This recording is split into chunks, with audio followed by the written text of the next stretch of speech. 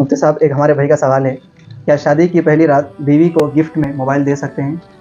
شادی کی پہلی رات بیوی کو ہدیہ دینا مستحب ہے، چاہے وہ مہر دے دے یا مہر کے علاوہ کوئی اور زیورات وغیرہ، انگوٹھی ہے، چین ہے، یا کوئی بھی سونے کا سامان ہے، وہ اسے گفٹ کرنا چاہیے.